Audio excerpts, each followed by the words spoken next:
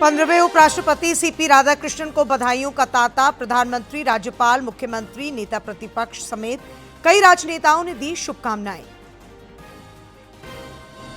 केंद्रीय कोयला एवं खान मंत्री जी किशन रेड्डी ने रांची में किया भारतीय खान ब्यूरो के क्षेत्रीय कार्यालय भवन का उद्घाटन। खनन कर्मियों के लिए की कई घोषणाएं। भाजपा नेताओं ने लगाया डीएमएफटी फंड में बंदर बाट का आरोप। राज्यसभा सांसद आदित्य साहू और कोडरमा विधायक मीरा यादव ने उठाए सवाल। और जमशेदपुर पुलिस ने किया कारोबारी से 30 लाख रुपए की लूट का खुलासा। 4 आरोपी गिरफ्तार। सरायकेला पुलिस ने किया वाहन चोर गिरोह का पर्दाफाश।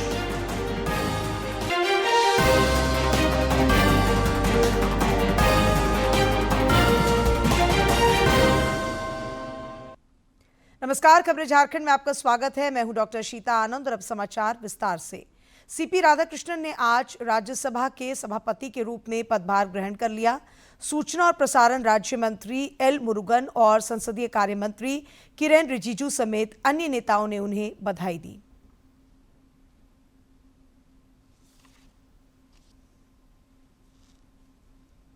सूचना एवं प्रसारण राज्य मंत्री एल मुरुगन ने राष्ट्रपति सीपी राधाकृष्णन को राज्यसभा के सभापति का पदभार ग्रहण करने पर बधाई दी। वहीं उपराष्ट्रपति सीपी राधाकृष्णन ने शपथ ग्रहण करने के बाद संसद परिसर में पेड़ लगाकर प्रेरणा स्थल पर श्रद्धांजलि अर्पित की।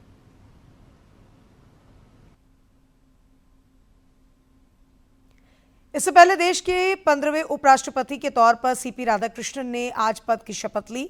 उनका राजनीतिक सफर वर्ष 1974 में जनसंघ के साथ शुरू हुआ था। वे झारखंड के राज्यपाल के रूप में भी कार्य कर चुके हैं। 1974 में भारतीय जनसंघ में वो शामिल हुए थे। उसके बाद 1996 में भाजपा तमिलनाडु के सचिव नियुक्त किए गए। 1996 में वो बीजेपी तमिलनाडु के सचिव नियुक्त किए गए।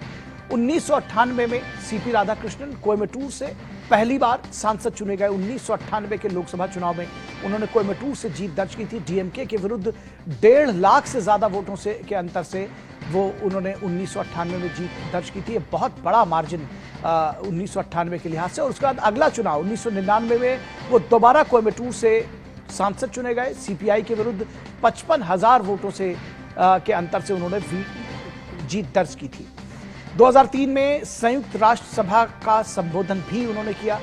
यह भी उनके राजनीतिक जीवन की एक बड़ी सफलता कही जाएगी। 2004 में तमिलनाडु भाजपा अध्यक्ष के तौर पर उन्होंने रथ यात्रा निकाली थी, जिसकी बहुत चर्चा हुई। और 93 दिनों में 19,000 किलोमीटर की रथ यात्रा सीपी राधाकृष्णन ने तय की थी। 2023 में झारखंड के राज्यपाल नियुक्त किए गए थे और पहले 4 महीने में झारखंड के सभी 24 जिलों की उन्होंने यात्रा की थी। ये अपने आप में अभूतपूर्व था कि जब वो झारखंड के राज्यपाल नियुक्त किए गए तो पहले 4 महीनों में उन्होंने झारखंड के सभी 24 जिलों की यात्रा की। जुलाई 2024 तक तेलंगाना के राज्यपाल भी रहे वो। जुलाई 2024 में पुडुचेरी के उपराज्यपाल का कार्यभार भी उन्होंने संभाला।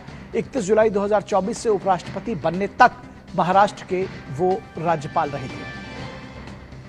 और ताइवान के लिए पहले संसदीय प्रतिनिधिमंडल के सदस्य भी रहे थे सीपी राधाकृष्णन। तो एक शानदार राजनीतिक करियर रहा है, देश सेवा का, समाज सेवा का। और जिस तरह से ये देखा जा रहा है कोयम्बटूर से जिस तरह बड़े अंतर से उन्होंने जीत दर्ज की, उससे ये भी कहा जा सकता है बहुत आसानी से कि उनकी लोकप्रियता भी काफी हद तक रही।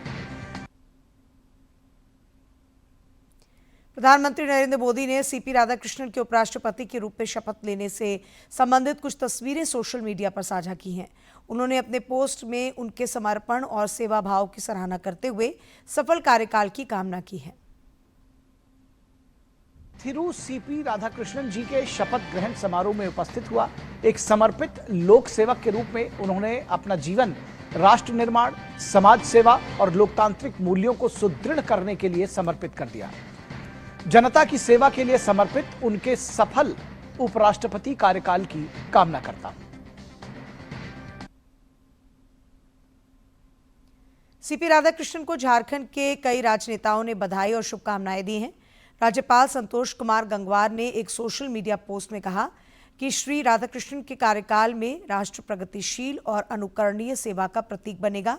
वहीं मुख्यमंत्री हेमंत सोरेन ने भी एक सोशल मीडिया पोस्ट के जरिए सीपी राधाकृष्णन को शुभकामनाएं दी हैं।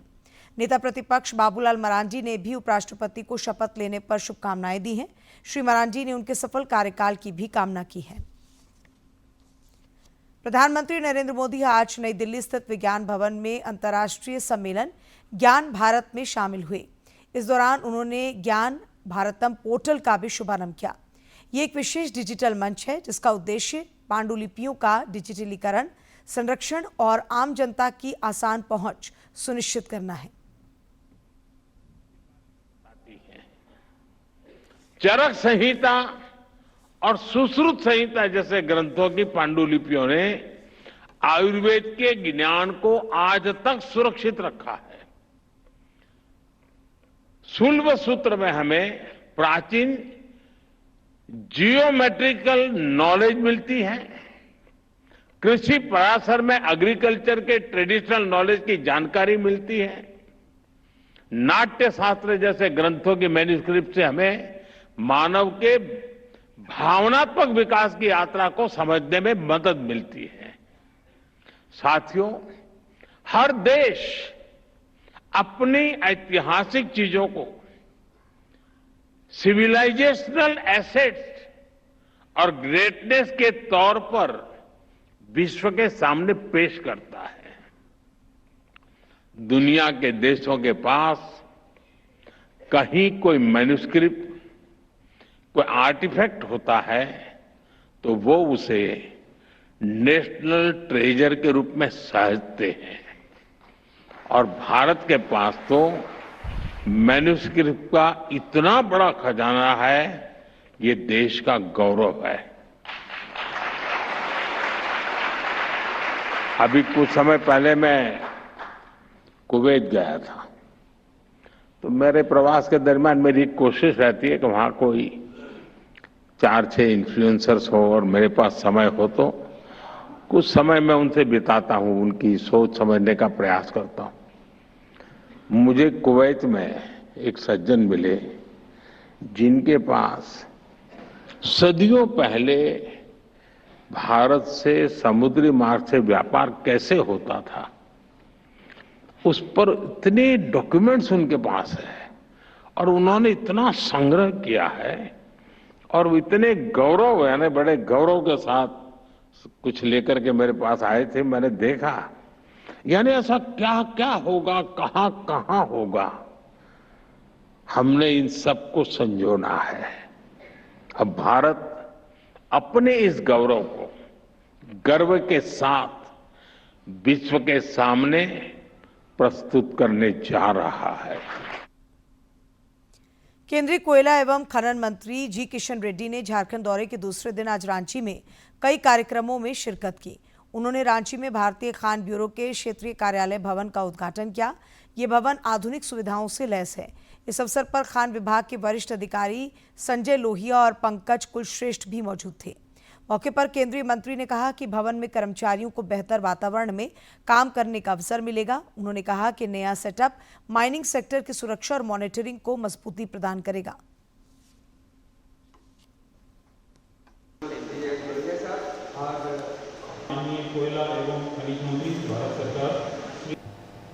प्रधानमंत्री श्री नरेंद्र मोदी जी के नेतृत्व में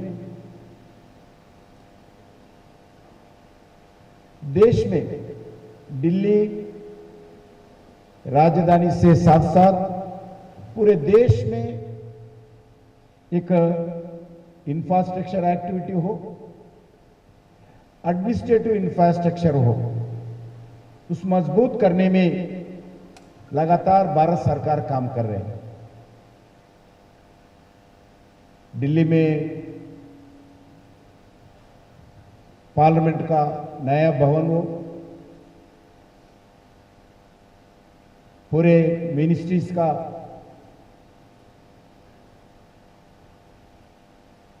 नया बिल्डिंग हो, देश भर में लगभग 1300 रेलवे स्टेशंस का पुनर्निर्माण हो, रेलवे स्टेशन का 100% इलेक्ट्रिशियन के ओर जाना हो, IITs हो, IIM हो, जो विकसित भारत के लिए जो आत्मनिर्भरता और आगे बढ़ना चाहिए, उसके लिए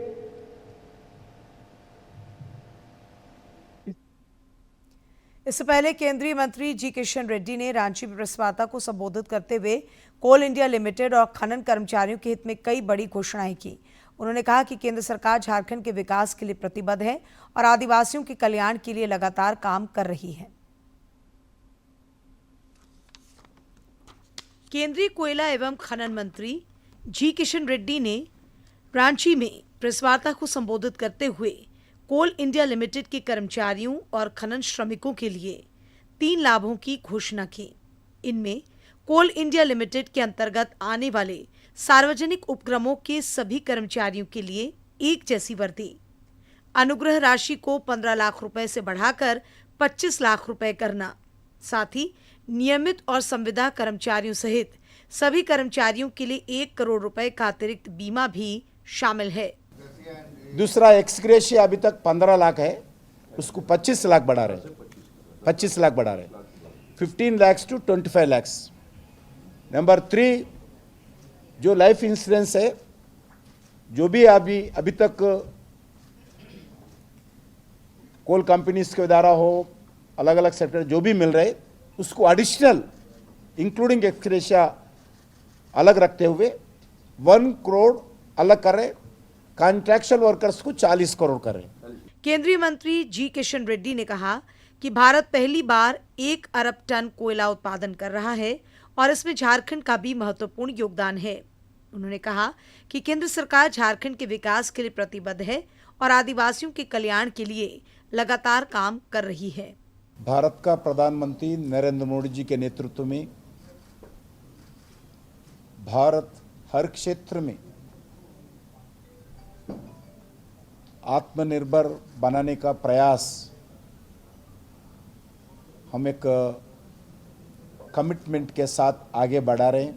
झारखंड के लंबित बकाये पर श्री रेड्डी ने कहा कि राज्य सरकार और केंद्रीय कोयला मंत्रालय के अधिकारियों की एक समिति गठित की गई है और उनके निष्कर्षों के आधार पर आगे का निर्णय लिया जाएगा। हम झारखंड सरकार से जो भी इश्यूज है, हम दोनों कमिटी, स्टेट गवर्नमेंट और हमारा कोल इंडिया का ऑफिसर्स के साथ एक कमिटी गठित किया है। वो लोग 2-3 बार बैठे हैं, जो भी बैठ के तय करते हैं उसके ऊपर निर्णय लेंगे। अवैध खनन और उससे होने वाली मौतों के मुद्दे पर भी केंद्रीय मंत्री ने अपने विचार साझा किए। उन्होंने कहा कि उनका मंत्रालय खनन क्षेत्र में नई तकनीकों को अपनाकर ऐसी घटनाओं को कम करने का प्रयास कर रहा है। रांची से दूरदर्शन के लिए विकास के साथ रविकांत की रिपोर्ट। केंद्रीय महिला एवं बाल विकास मंत्री अन्नपूर्णा देवी ने 17 सितंबर से शुरू हो रहे सेवा पखवाड़ा को लेकर गिरिडीह में पार्टी कार्यकर्ताओं के साथ बैठक की। इस दौरान केंद्रीय मंत्री ने कहा कि प्रधानमंत्री नरेंद्र मोदी के जन्मदिन को यादगार बनाने के लिए 2 अक्टूबर तक वंचित वर्ग के लोगों की सेवा की जाएगी। मौके पर मंत्री ने पार्टी कार्यकर्ताओं को सेवा पखवाड़ा की सफलता को लेकर कई महत्वपूर्ण टिप्स भी दिए। मौके पर विधायक मंजू कुमारी और पूर्व विधायक बिरंची नारायण भी मौजूद थे। 17 तारीख से सेवा पखवाड़ा, माननीय प्रधानमंत्री जी का जन्मदिन है और उस दिन से पार्टी 17 तारीख से लेकर 2 अक्टूबर तक सेवा पखवाड़ा के रूप में मनाती है। और इस सेवा पखवाड़ा के बारे में विस्तृत रूप से, चूँकि 17 तारीख को युवा मोर्चा के द्वारा रक्तदान शिविर का आयोजन किया जाता है, बड़े पैमाने पर लोग रक्तदान करते हैं और उसी तरह अलग अलग दिनों में अलग अलग कार्यक्रम आयोजित किए गए हैं। और लास्ट 2 अक्टूबर को गांधी जयंती के दिन हम लोग स्वच्छता अभियान के साथ फिर गांधी सेवा पखवाड़ा का समापन करते हैं। मुख्यमंत्री हेमंत सोरेन और उनकी विधायक पत्नी कल्पना सोरेन से आज Jharkhand IAS officers wives association जेसोवा की प्रतिनिधि मंडल ने शिष्टाचार मुलाकात की। इस दौरान सदस्यों ने जेसोवा की ओर से होने वाले दिवाली मेला के लिए उन्हें आमंत्रित किया। ये मेला 9 अक्टूबर से रांची के मोराबादी मैदान में शुरू होगा। प्रधानमंत्री नरेंद्र मोदी कल बएरबी से सायरंग रेल लाइन का उद्घाटन करेंगे। इसके साथ ही मिजोरम रेल के नक्शे से जुड़ जाएगा। इस ऐतिहासिक पल को साकार करने में झारखंड का बेअहम योगदान है। लगभग 52 किलोमीटर लंबी इस रेल लाइन की बुनियाद झारखंड के पाकुड़ जिले के पत्थरों से बनाई गई है। खाइयों, ऊंची नीची घाटियों और घने जंगलों के बीच इस ट्रैक का निर्माण अपने आप में चुनौती थी, लेकिन इससे भी बड़ा लक्ष्य था इसे सुरक्षित और टिकाऊ बनाना। इस ट्रैक पर बने एक ब्रिज की ऊंचाई कुतुब मीनार से भी 42 मीटर ज्यादा है। ऐसे में इंजीनियरों के लिए मजबूत आधार बनाना जरूरी था। इसके लिए ट्रैक पर बिछाए जाने वाले पत्थर और ब्रिज निर्माण में इस्तेमाल होने वाले स्टोन चिप्स झारखंड के पाकुड़ जिले से मंगाए गए। झारखंड से जो हमारे जितने भी बड़े बड़े ब्रिज बने हैं ज़्यादा हाइट वाले, तो उसमें जो भी चिप्स स्टोन चिप्स यूज हुआ है वो पाकुड़ का से लाया गया है। दूसरा जो ट्रैक के ऊपर जो बैलास्ट होता है उस पे जो हमारा एक वो भी पाकुड़ से आया है। रेलवे के सहायक कार्यपालक अभियंता सुमन चौधरी के मुताबिक पाकुड़ के पत्थर अपनी बेहतरीन क्वालिटी के लिए मशहूर हैं। ये न सिर्फ मजबूत हैं बल्कि लंबे समय तक टिकाऊ भी रहते हैं। इंजीनियरिंग के लिहाज से ये पत्थर हर पैमाने पर फिट बैठते हैं। एक इंजीनियरिंग मटेरियल होता है, उसका सम प्रॉपर्टी होता है, उसको फुलफिल करना होता है, तो वो उसमें वो उस ग्रेड में जो है वो बहुत ही अच्छा है, मतलब कि वो क्वालिटी पे खरा उतरता है। रांची विश्वविद्यालय के भूगर्भ शास्त्र विभाग के सहायक प्राध्यापक डॉक्टर नीतीश प्रियदर्शी बताते हैं कि पाकुड़ के पत्थर बेसोल्टिक रॉक होते हैं जो ज्वालामुखी के लावा से बने हैं। इनके ग्रेन्स बहुत मजबूत होते हैं, इसलिए ये चट्टानें बेहद कठोर और टिकाऊ होती हैं। पाकुड़ के चट्टानों का इस्तेमाल किया गया है और पाकुड़ के जो चट्टान या पत्थर बोलिए वो बेसिकली बेसोल्टिक रॉक है जो ज्वालामुखी लावा के फ्लो से बना है, और ये इसको हम लोग राजमहल ट्रैप भी कहते हैं। और इसके ग्रेन्स बहुत फाइन हैं, और इसका कारण क्या है कि जब लावा धरती के ऊपर आया क्रिटेशियस एज, आज से करीबन 12 से 13 करोड़ वर्ष पहले, क्रिटेशियस एज के बाद ज्वालामुखी विस्फोट में ये आपका पत्थर जो है स्टोन्स बनने लगे, क्रिस्टलाइज्ड होने लगे, तो इसके ग्रेन्स बहुत फाइन है क्योंकि ये तुरंत क्रिस्टलाइज हो गए, जिसके चलते आज ये पत्थर की जो हार्डनेस वगैरह जो है ना काफ़ी ज़्यादा है। पाकुड़ के पत्थर अपनी मजबूती के लिए देश ही नहीं विदेशों तक मशहूर है।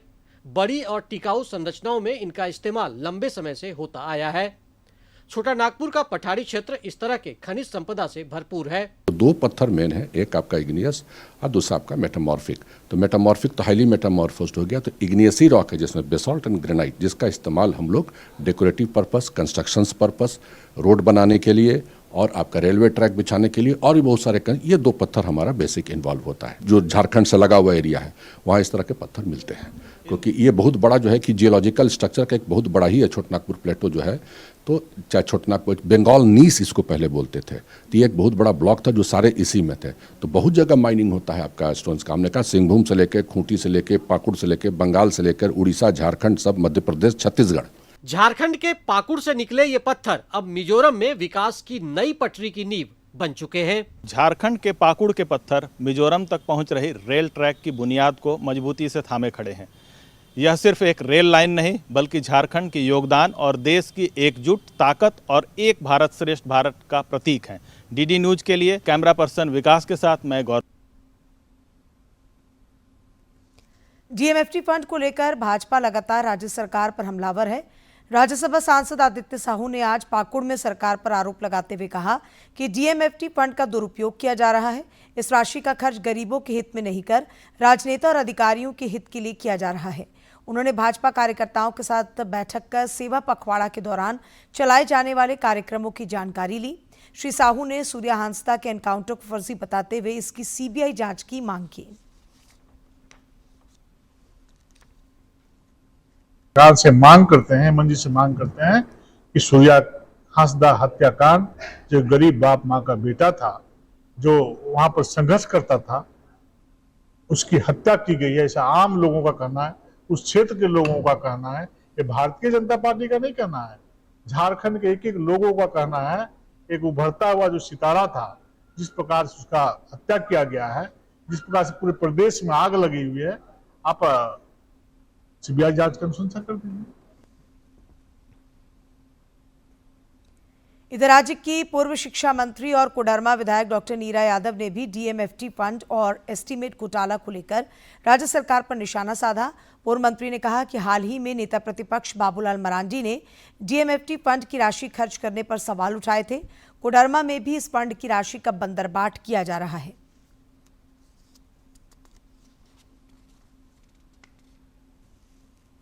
डीएमएफटी फंड होता है जहां जरूरतमंद लोग हैं, जो वहां पर बुनियादी सुविधाएं नहीं है वहां पर देने के लिए। लेकिन आप देखे होंगे डीएमएफटी फंड से ये बोकारो नहीं, अगर अच्छी तरह से इसका जांच हो जाए तो सबसे अव्वल आएगा कोडरमा का नाम, क्योंकि आज जितना भी डीएमएफटी फंड था उसको तो आंगनबाड़ी केंद्र का रंग रोगन में करा दिया गया। भले ही वहाँ बच्चों के लिए वेटिंग मशीन नहीं है, वहाँ बच्चों के लिए बुनियादी सुविधाएं नहीं है, लेकिन रंग रोगन में खत्म कर दिया गया। नगर राजभाषा क्रियान्वयन समिति की 29वीं छमाही बैठक मुख्य आयकर आयुक्त राजेश कुमार झा की अध्यक्षता में आज रांची में हुई। इस दौरान राजभाषा जोहार पत्रिका के 5वें अंक का लोकार्पण भी किया गया। बैठक में विभिन्न केंद्रीय कार्यालयों के प्रमुखों, राजभाषा अधिकारियों और कर्मचारियों ने भाग लिया। इस बैठक में कार्यालयी कामकाज में राजभाषा हिंदी की प्रगामी प्रयोग पर चर्चा हुई। ने भाग लिया, जिनमें से 60 कार्यालय के प्रमुख एवं विभागाध्यक्ष भी उपस्थित रहे। और इसके अतिरिक्त इस बैठक में उप निदेशक कार्यान्वयन, क्षेत्रीय कार्यान्वयन कार्यालय कोलकाता से डॉक्टर विचित्र सेन गुप्ता जी भी उपस्थित रहे। और इस बैठक में छमाही बैठक रिपोर्टों की समीक्षा की गई और डॉक्टर श्री सेन गुप्ता जी ने बैठक के बारे में विस्तृत रूप से जानकारी दी कि इसका प्रभाव प्रचार प्रसार और कैसे होना चाहिए। और अध्यक्ष महोदय ने भी अपनी विस्तृत विचारों में से अपना सुझाव को यहाँ व्यक्त किया। झारखंड उच्च न्यायालय ने वर्ष 2024 में हुई जेएसएससी सीजीएल परीक्षा पेपर लीक मामले के 3 आरोपियों को आज जमानत दे दी। अदालत ने जिन तीनों आरोपियों को जमानत पर रिहा करने का आदेश दिया है उनमें आईआरबी के जवान रॉबिन, कविराज और रामनिवास राय शामिल हैं। जीएसटी दरों में कटौती पर उपराजधानी दुमका के लोग काफी खुश नजर आ रहे हैं। त्योहारी मौसम के पहले रोजमर्रा उपयोग में लाई जाने वाली खाद्य सामग्रियां, दवाइयां, कपड़े और मोटर वाहनों पर जीएसटी दर में कमी आने से लोग खुश नजर आ रहे हैं। जो अभी जीएसटी का जो स्लैब कम करने का जो सरकार का निर्णय है, निश्चित तौर पे इससे लोगों को लाभ मिलेगा। हालांकि सरकार को भी ग्रोथ बढ़ेगी, रेवेन्यू कम आएंगे, बट हर स्लैब को कम किया गया है, ये बेहतर है। जीएसटी में सरकार ने जो बदलाव किया है वह स्वागत योग्य है, क्योंकि ये पहले से जो प्रचलित था 28%, 12% दोनों को समाप्त किया गया है। और ये जो 5, 18 और 40 का जो रखा गया है, तो मैं समझता हूँ कि ये भारत में हर सेक्टर को ये आगे बढ़ाने वाला है। सरकार द्वारा जो काफ़ी वस्तुओं पर जीएसटी की दरें घटाई गई है वो काफ़ी स्वागत योग्य है। इसका हम लोग तहे दिल से स्वागत करते हैं, क्योंकि इसका काफ़ी फ़ायदा होने वाला है। काफ़ी सारे वर्ग हैं, जैसे कि कंस्ट्रक्शन रिलेटेड जो सारी चीज़ें हैं, सीमेंट वगैरह पर जीएसटी घटने के कारण वो सस्ती होंगी। काफ़ी सारी दवाइयाँ, सर्जिकल आइटम थे, वो भी सस्ते होंगे। और हमारी गाड़ियों पे अभी जीएसटी जो कट हुआ है, इसमें से बहुत ज़्यादा इफेक्ट पड़ा है। इसमें से लगभग 2,34,000 तक प्राइस गिरेगा। जमशेदपुर पुलिस ने पिछले दिनों एक कारोबारी से 30 लाख रुपए की लूट का खुलासा कर लिया है। इस मामले में पुलिस ने 4 अपराधियों को गिरफ्तार कर जेल भेज दिया है। जिले के वरीय पुलिस अधीक्षक पीयूष पांडे ने बताया कि घटना का मास्टरमाइंड राकेश मंडल को अमृतसर से गिरफ्तार किया गया है, जबकि उसकी निशानदेही पर अन्य आरोपियों की गिरफ्तारी हुई है। आरोपियों के पास से लाखों रुपए नगद, हथियार और वाहन समेत कई चीजें बरामद की गई हैं। इसमें लगातार रेडिंग किया गया, लगातार टेक्निकल एविडेंसेस इसमें गैदर किए गए और उसके बाद इसमें हमको सफलता मिली। अमृतसर से इस कांड में एक पेशेवर अपराधी राजेश कुमार मंडल उस पकौड़ी को भी गिरफ्तार किया गया, जिसकी क्रिमिनल हिस्ट्री भी है, और उसके साथ कुछ पैसा भी हम लोग को बरामद हुआ। उसकी निशानदेही पर और उसकी कन्फेशन के आधार पे अन्य जो इसमें अपराधी हैं जिनकी संलिप्तता है उनको भी गिरफ्तार किया गया है। ये कुछ की गिरफ्तारी चाईबासा से हुई है, हाता से हुई है, और एक की गिरफ्तारी डोबो से हुई है। सरायकेला खसामा पुलिस ने 2 वाहन चोर गिरोहों का पर्दाफाश किया है। पुलिस अधीक्षक मुकेश कुमार लुनायत ने बताया कि आदित्यपुर और कुचाई थाना क्षेत्र से 2 अलग-अलग बाइक चोर गिरोह के 10 सदस्यों को गिरफ्तार किया गया है। इनके पास से कुल 17 मोटरसाइकिल और एक 4 पहिया वाहन बरामद किया गया है। द्वारा सरायकेला अनुमंडल में कार्यरत 2 वाहन चोर गिरोह का पर्दाफाश किया गया है, जिसमें आदित्यपुर औद्योगिक क्षेत्र में एक गिरोह कार्यरत था, दूसरा गिरोह दूरस्थ कुचाई थाना में कार्यरत था। दोनों गिरोह के कुल 10 अपराधकर्मियों को गिरफ्तार किया गया है, 4 नाबालिग को निरुद्ध किया गया है और इनकी निशानदेही पर कुल 17 बाइक और एक पिकअप वाहन को बरामद किया गया है। और अंत में मुख्य समाचार एक बार फिर।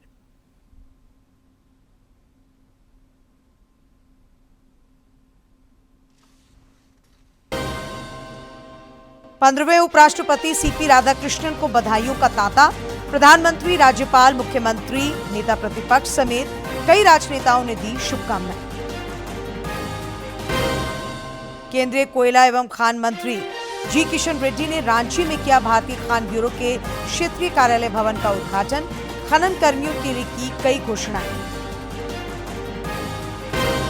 भाजपा नेताओं ने लगाया डीएमएफटी फंड में बंदरबांट का आरोप। राज्यसभा सांसद आदित्य साहू और कोडरमा विधायक मीरा यादव ने उठाए सवाल।